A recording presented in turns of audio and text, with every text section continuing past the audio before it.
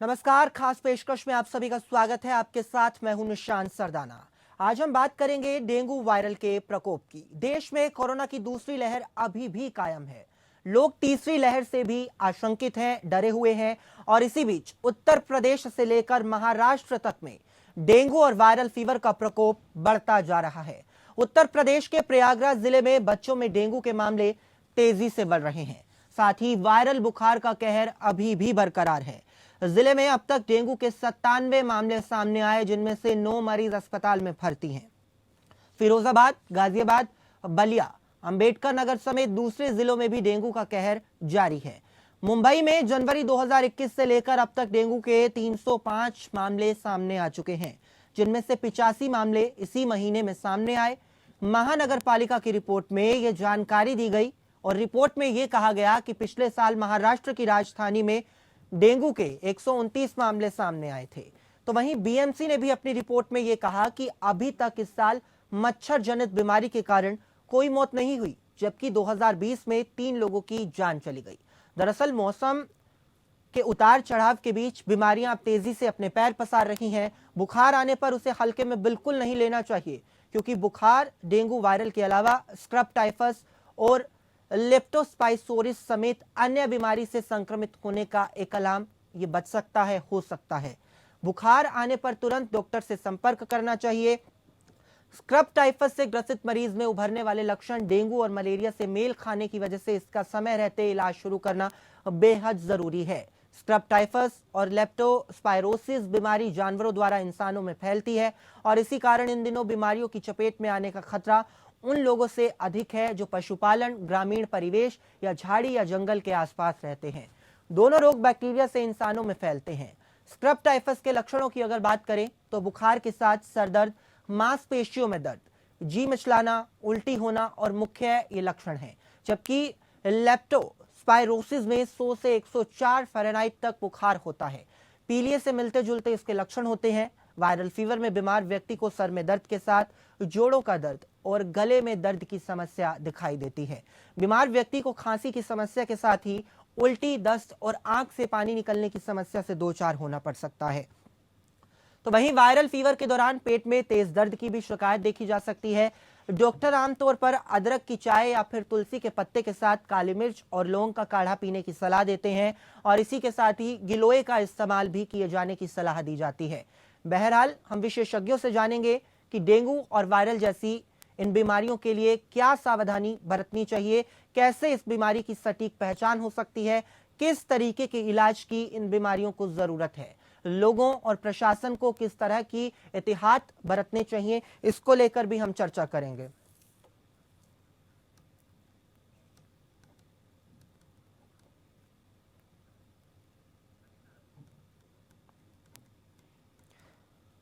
तो चलिए इसी मुद्दे पर हम चर्चा करेंगे, क्योंकि लगातार डेंगू के मामले बढ़ते जा रहे हैं और इसमें क्या सावधानी बरतने की जरूरत है, प्रशासन को किस तरीके के इंतजाम करने चाहिए, किस तरीके से इसका इलाज होना चाहिए, इस पर चर्चा करेंगे। हमारे साथ दो खास मेहमान भी चर्चा के लिए शामिल हो रहे हैं।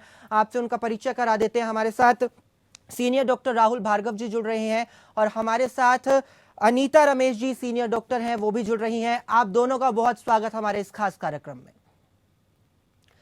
देखिए अनीता जी, सबसे पहला मेरा जो सवाल है वो आपसे है, क्योंकि हम देख रहे हैं कि जिस तरीके से मौसम में उतार चढ़ाव आ रहा है वैसे ही तेजी के साथ बीमारियां बढ़ती जा रही हैं। डेंगू की बात करें, मलेरिया की बात करें तो तेजी से यह आंकड़ा बढ़ता जा रहा है। इससे पहले अभी हम कोरोना से नहीं उभरे हैं और ये नई बीमारी ने दस्तक दे दी। इसको क्या बरतनी चाहिए हमको सावधानी और कैसे इसका इलाज होना चाहिए?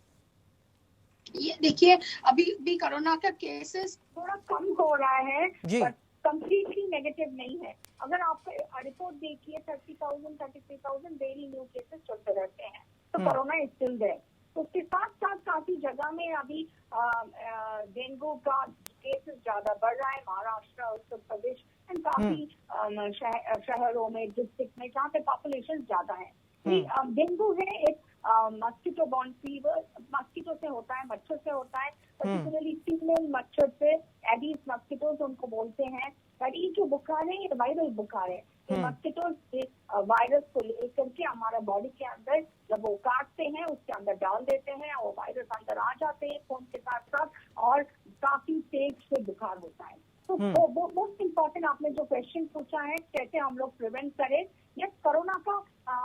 इफेक्ट कोरोना का जो कोविड अप्रोप्रिएट प्रोटोकॉल उसको चलते रहेगा, मास्क चलते रहेगा, सैनिटाइजर, दूरी मेंटेन करना है।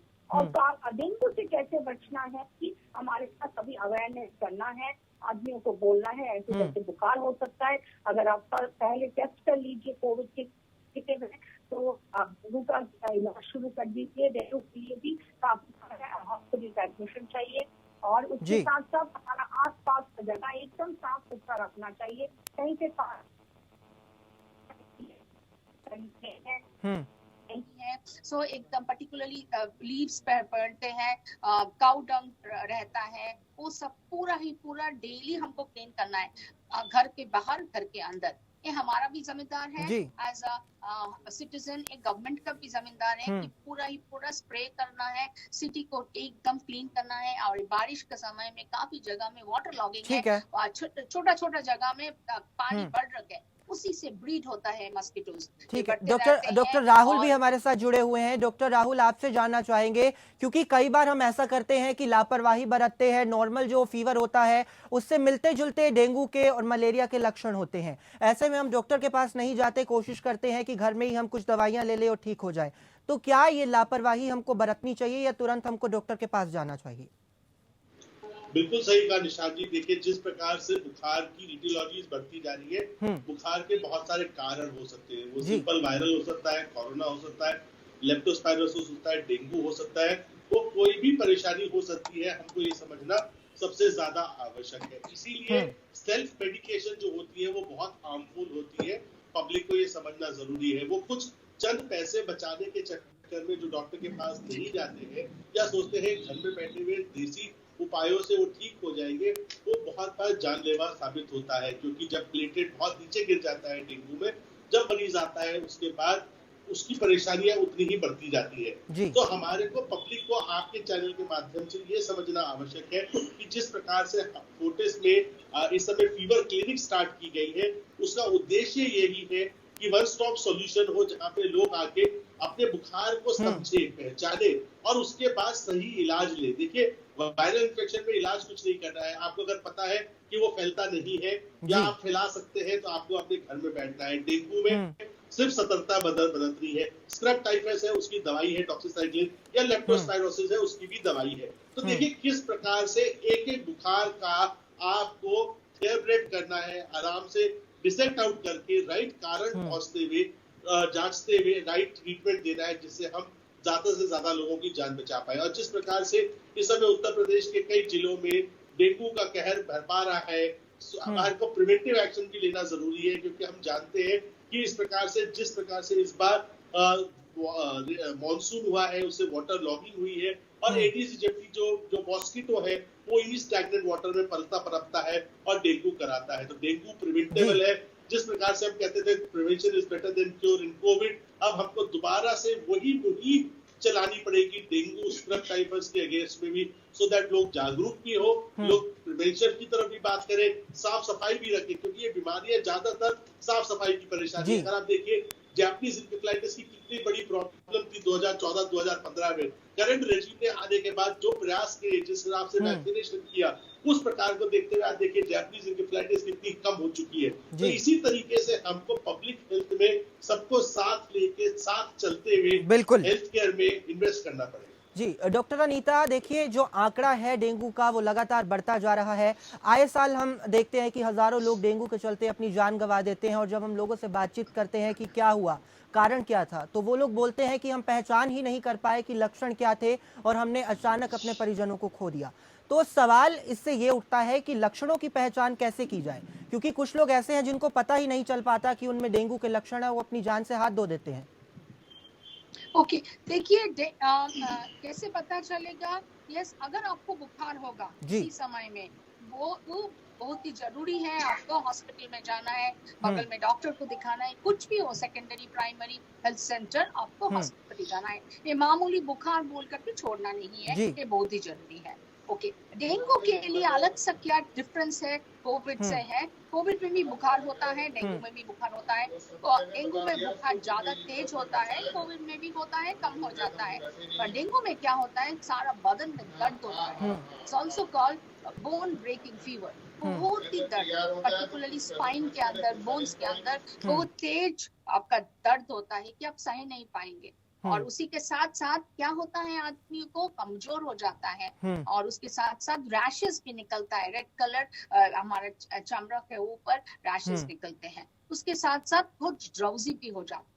क्या होता है, बीमारी जब हमारे शरीर में आता है, हमारा जो प्लेटलेट है, जो खून के अंदर प्लेटलेट है, वो हमारा ब्लड क्लॉटिंग में हेल्प करता है। वो प्लेटलेट कम हो जाता है, स्टार्ट्स फॉलिंग।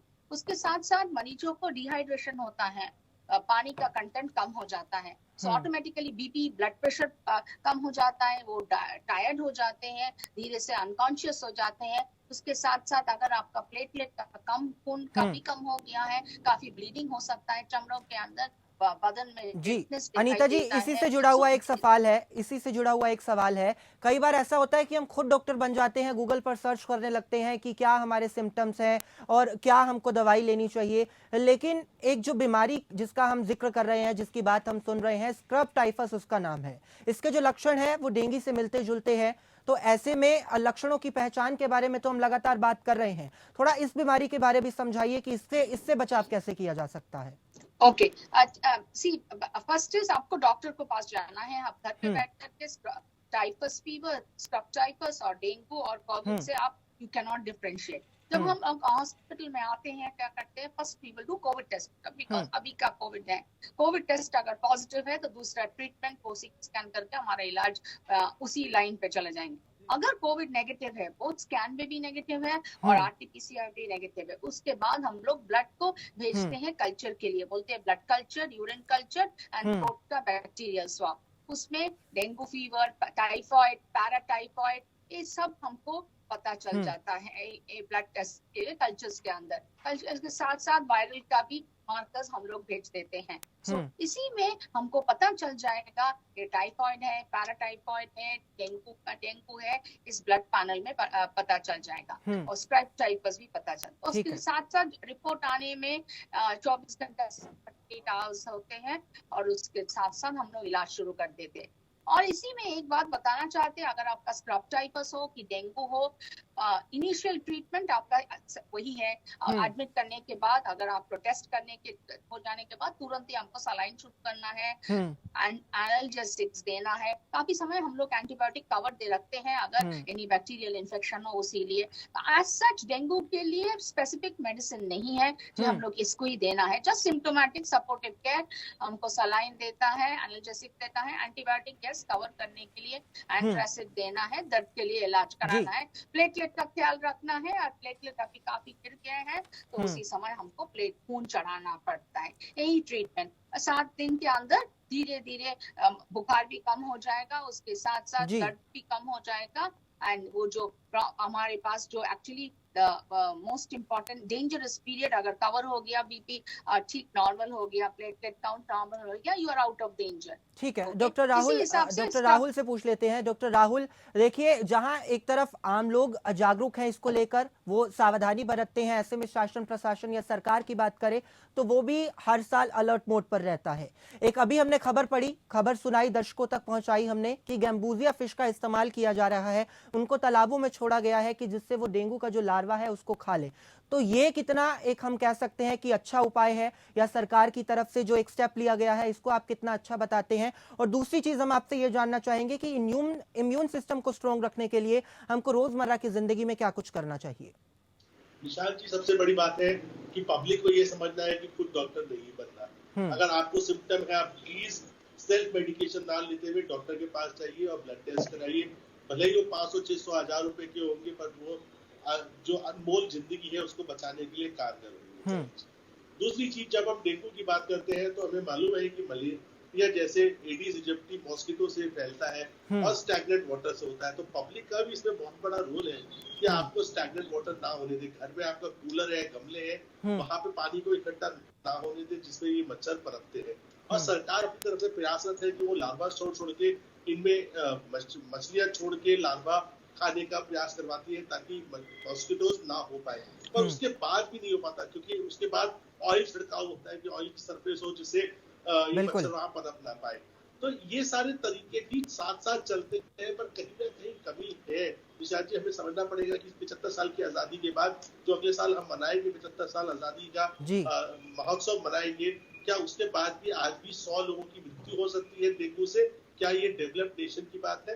ये हमारे को सोचना सबसे ज्यादा आवश्यक है। तो इसमें पब्लिक और गवर्नमेंट का दोनों का पार्टिसिपेशन होना बहुत ज्यादा आवश्यक है, तभी हम चीजों को रोक पाएंगे। स्क्रब टाइफस हम जानते हैं टिक से होता है, कोई ऐसी अधूरी ऐसी बीमारी नहीं है जो हवा से फैलती हो।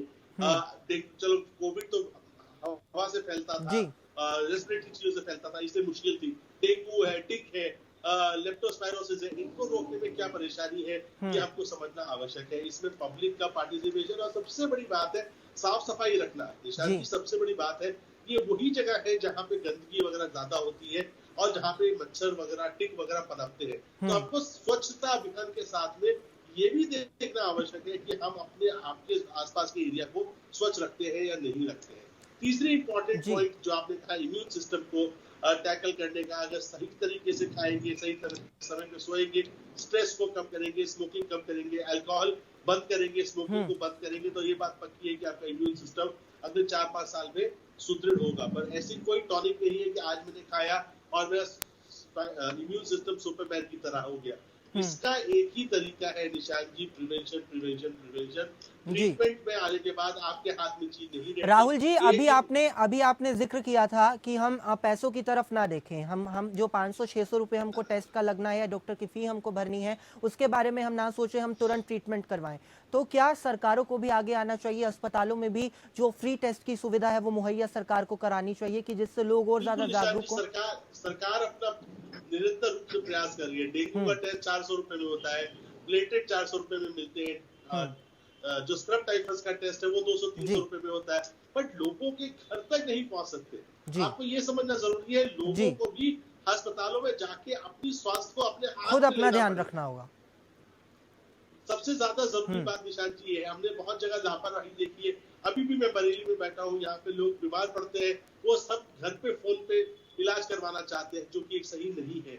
आप डॉक्टर के पास प्लीज जाइए, फीवर क्लिनिक चल रही है, वहां पे जाके अपने फीवर का निवारण करिए। हर बुखार में इलाज की जरूरत नहीं पड़ती, सिर्फ घर में रेस्ट से भी आप ठीक हो सकते हैं। ये बात समझिए, पब्लिक को ये समझना बहुत ज्यादा आवश्यक है। डॉक्टर अनीता जी भी हमारे साथ जुड़ी हुई है। डॉक्टर अनीता, आपसे जानना चाहेंगे, आयुर्वेद को लेकर भी कुछ लोग बहुत बढ़ चढ़कर इसमें दवाई लेते हैं या आयुर्वेद की तरफ जाते हैं, तो आपसे ये समझना चाहेंगे, क्योंकि कुछ डॉक्टर्स ऐसे हैं जो कहते हैं कि हमें गिलोय का रस लेना चाहिए, काली मिर्च वाली चाय पीनी चाहिए, तो ये सब चीजें करना, आयुर्वेदिक चीजें लेना कितना कारगर हो सकता है डेंगू में? ओके, देखिए ये सब हमारा बॉडी का इम्यूनिटी बढ़ाता है।